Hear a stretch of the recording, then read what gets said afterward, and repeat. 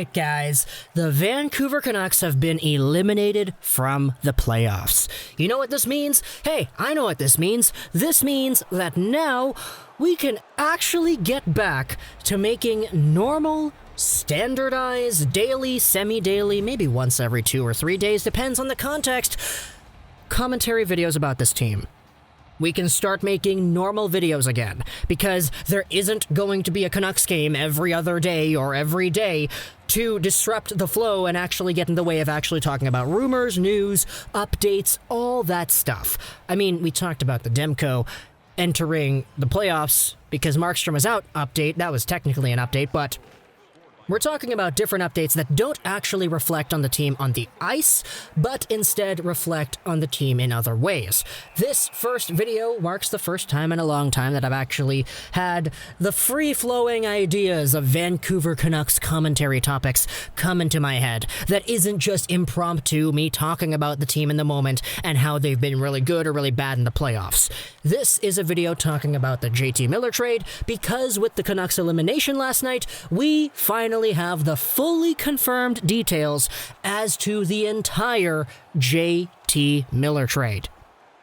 Now, I know it took like a year and a half for us to get here, but better late than never. The Vancouver Canucks, back at the 2019 NHL Entry Draft, the second day, mind you, made a big trade that shocked the entire fanbase.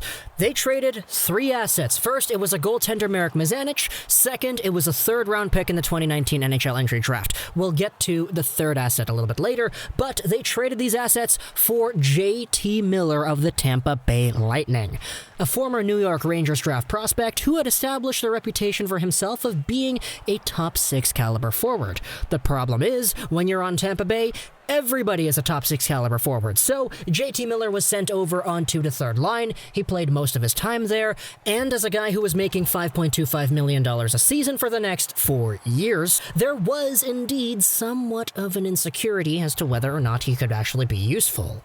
The Lightning needed to re-sign some guys, and the Lightning didn't have too much cap space. So the Canucks shelled out what was those 2 assets, the goalie and the pick, as well as another first-round pick for Miller. And Canucks fans were pissed off because this team was still in quote-unquote rebuild mode. We just saw the first season of Elias Pettersson, we saw Brock Besser the year before, the Sedins were gone, and we were like, okay, this is the new generation of Canucks now. We gotta wait a little bit before this team could become competitive. We gotta wait before Quinn Hughes, who we drafted a year ago, was gonna be able to make the team, and oh my goodness, what the heck are you doing? Benning, why are you trading first-round picks for players? What?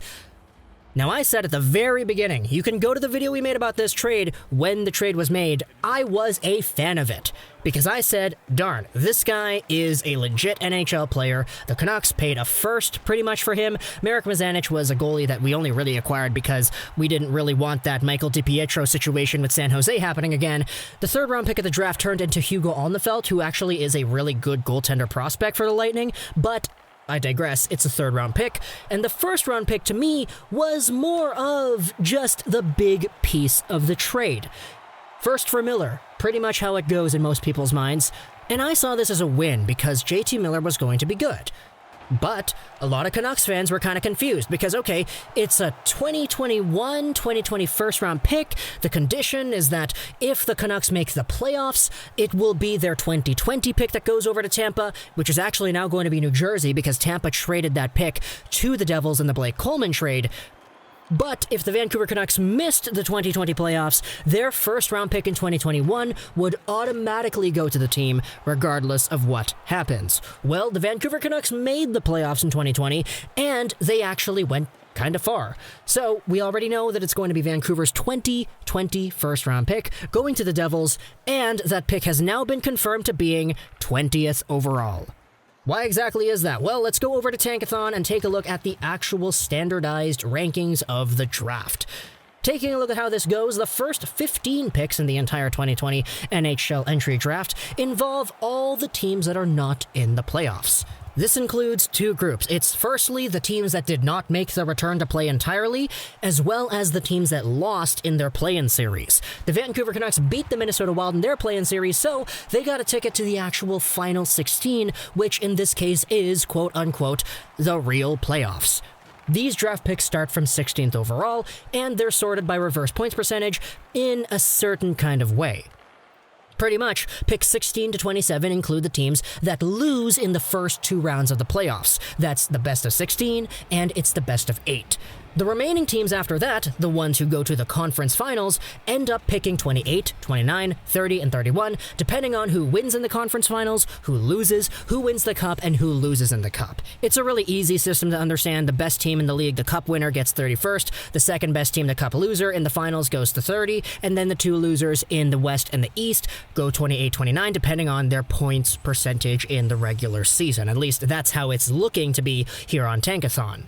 The rest of the teams that'll be in the spot, and I get that at the time of this video's publishing, the Islanders-Flyers series is not complete, so we don't know if this is actually going to be 100% accurate, but the rest of the teams that lose in the first 2 rounds get assorted via reverse points percentage, and they get adjusted accordingly. The Vancouver Canucks were the 5th worst team in this group, and as a result, it was mostly believed that the Vancouver Canucks would end up giving what would be the 20th overall pick to New Jersey. The only insecurity with that was that if the Canucks went to the conference finals, aka if they beat Vegas last night, they would have had their draft pick bumped up to at least 28th, 30th, or 31st overall. Now, I don't say 29th because if the Canucks were to get 29th overall, that would mean that a team that is worse than Vancouver in the regular season via points percentage would have also made the conference finals. And there were only 4 teams that had that status. It was Montreal, it was Chicago, Arizona, and Calgary. The rest of the teams that could have made the conference finals had a better points percentage than Vancouver, so there was no reality with the circumstances that we were presented in the final 8 teams that the Vancouver Canucks could have picked 29th. They could have picked 28th if they won and they lost in the conference finals. They would have picked 30th if they made the finals and they lost. They would have picked 31st if they won the cup. But now it's all confirmed. 20th overall, Marek Mazanec, a 3rd-round pick, which eventually became Hugo Alnefelt, to the Tampa Bay Lightning in exchange for JT Miller. The 1st-round pick is going over to New Jersey, and now the Devils have 3 first-round picks that have all been confirmed. Their own 7th overall pick, their Arizona 18th overall pick from the Taylor Hall trade, and the Vancouver Canucks 20th overall pick from the Blake Coleman trade via the JT Miller trade. So now, if you take a look at this, JT Miller was essentially traded for the 20th overall pick, and this is a post over here on our Canucks that goes over the previous 20th overall picks. In 2015, it's Joel Eriksson-Ek. 2014, it's Nick Schmaltz. 2013, it's Anthony Mantha. Then you have a few other ones, Lawton, Murphy, Bennett, Josephson, and Michael Del Zotto. None of these guys are close to JT Miller.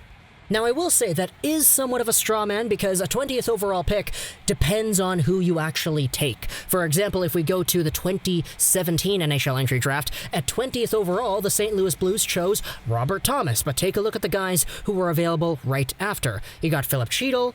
He's a pretty good player. And Kailer Yamamoto. He's a very, very good player. So, overall, even though you could get some very high-quality talent at 20th overall, especially in this year's draft, which is just loaded with offensive potential through the roof, at the end of the day, what the Canucks got in return for that possibility is JT Miller, who led the team in points, he led the team in goals, he was a very good point producer for this team consistently, and sure, he had his up moments when he was scoring, getting assists like crazy, that was great, and sure, he had his down moments when he would play super confidently with the puck and give it away right in front of his goalie in the biggest game of the season and lose the puck behind the net. Yeah, he gets really confident sometimes, and it really can bite him in the behind, but for the most part, JT Miller has been a very positive acquisition to this team. The fact that he's only 26 years old, the fact that he's signed for $5-something million for the next few seasons, that's a win.